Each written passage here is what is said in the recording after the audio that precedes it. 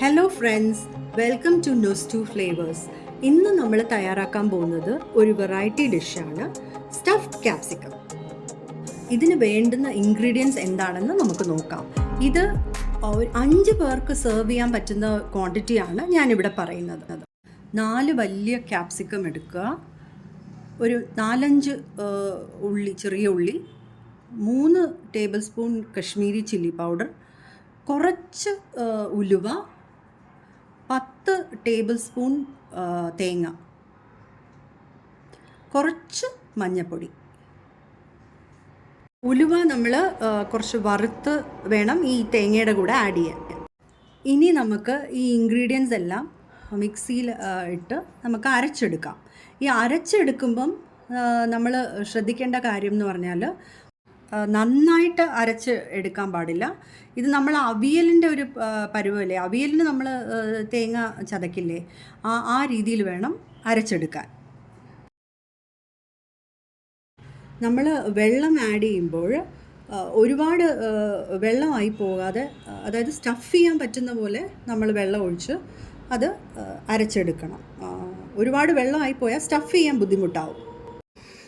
ആവശ്യത്തിന് നമ്മൾ ഉപ്പും ആഡ് ചെയ്യുക.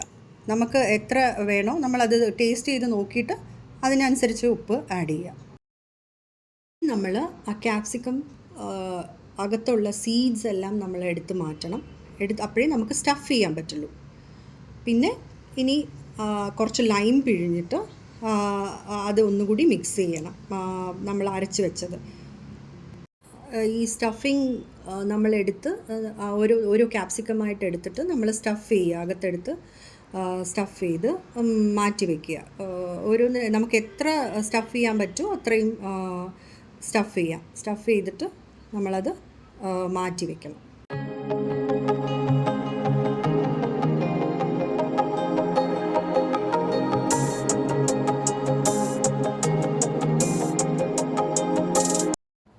ഇനി നമ്മളൊരു പാനിലേക്ക് കുറച്ച് വെജിറ്റബിൾ ഓയിൽ ഒഴിച്ചു കൊടുക്കുക. എണ്ണ ചൂടാകുന്നവരെ ഒന്ന് വെയിറ്റ് ചെയ്യുക. എണ്ണ ചൂടായി കഴിയുമ്പോൾ നമ്മൾ ഈ ഒരു സ്റ്റഫ്ഡ് ക്യാപ്സിക്കം എടുത്ത് എണ്ണയിലോട്ട് പാനിലോട്ട് ഇടുക.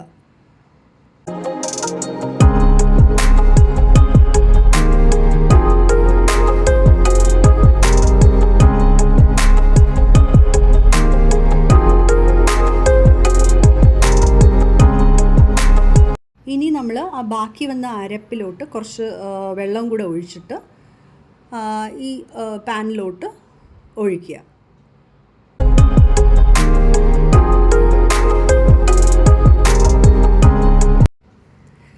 അടച്ച് വെച്ച് ചെറിയ തീയിൽ വേവിക്കുക. ഒരു 10 മിനിറ്റ് കഴിയുമ്പോൾ തുറന്ന് നോക്കിയിട്ട് തിരിച്ചിടുക. വീണ്ടും 10 മിനിറ്റ് കുക്ക് ചെയ്തതിന് ശേഷം തുറന്ന് പിന്നെയും തിരിച്ചിടുക. അങ്ങനെ നമ്മൾ കുറേ പ്രാവശ്യം അത് നന്നായിട്ട് ഫ്രൈ ആവുന്നത് വരെ തിരിച്ചും മറിച്ചും ഇടുക. വീണ്ടും നമ്മൾ തുറന്ന് നോക്കുമ്പോൾ ഇങ്ങനെ എണ്ണ തെളിഞ്ഞ് വരുന്നത് കാണാം. അഥവാ എണ്ണ കുറവാണെങ്കിൽ നമ്മൾ കുറച്ചുകൂടെ എണ്ണ ആഡ് ചെയ്ത് കുറച്ചുകൂടെ ഫ്രൈ ചെയ്ത് എടുക്കാം. ഫ്രൈ ആയതിന് ശേഷം സെർവിങ് ബൗളിലേക്ക് മാറ്റാം.